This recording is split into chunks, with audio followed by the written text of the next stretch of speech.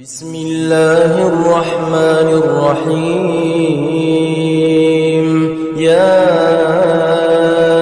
أيها المزمل قم الليل إلا قليلا من الشيطان الرجيم بسم الله الرحمن الرحيم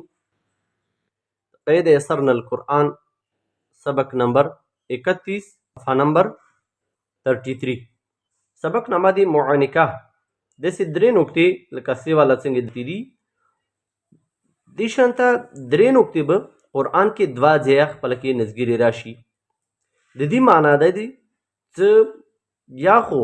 پیله کومې درې نقطې داسې راغلي وي یا هغه به وقف وکړه یا کوم دویم نقطې به راغلي وي هغه به وقف وکړه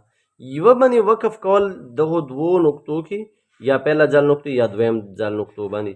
لکه دې مثال کې دغه ځای کې راغلي دي یا د پیلنیو نقطو باندې وقف یا د دویم باندې وقف ضروري دی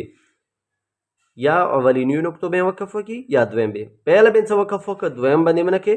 اور کا پیله باندې وقف ونه کړه دویم باندې به ضروري وقف کې سبق ویو مثال سره به وضاحت وشي بسم الله الرحمن الرحیم ذالک زبر ذا لام زیر لی کاف لام زبر کل ذالک کاف زیر کی تکړه زبر تا با پیش بو ذالک الکتاب لما لیف زبر لا رایا زبر ری با زبر با لا ریب فیا زیر فی حاضر ہے فیه ها پیش ہو دال لام زبر دال لام لام زیر لیل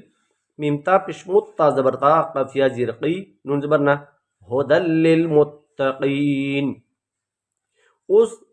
یو ځلې فیه باندې موقف وکړه ذالک الکتاب لا ریب فیه هدل للمتقین فیه مو اونویل دج میں وقف او کا پہلے میں وقف کو بیا څه طریقے کوي ذالک الکتاب لا ریب فیه هدى للمتقین دا یو مثال دویم حامیم وقف والکتاب المبین دا دسې مخکې روان یا څه پهلینی به وقف نکو دویم به وقف وکړو حمیم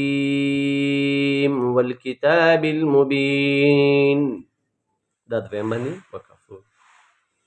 سورة قدر والا مثال یې راکړی امر یو به وقف وشو امر سلام هي حتى مطلع الفجر همزه میم زبر امر رادو زیرین امر سین زبر سار لام کړه زبر لا میم دو پشمون سلامون حاضر هي یا زبر یا هيا حتا زبر حتا کړه زبر تا هيا حتا میم طا زبر مط لام زبر لا عين لام زر عيل مطلع عيل فاجم زبر فج را زر ري مطلع الفجر سلام هي حتى مطلع الفجر کچری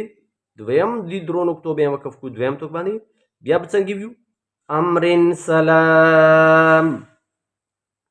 هي حتى مطلع الفجر صدق الله العلي العظيم اللهم صل على محمد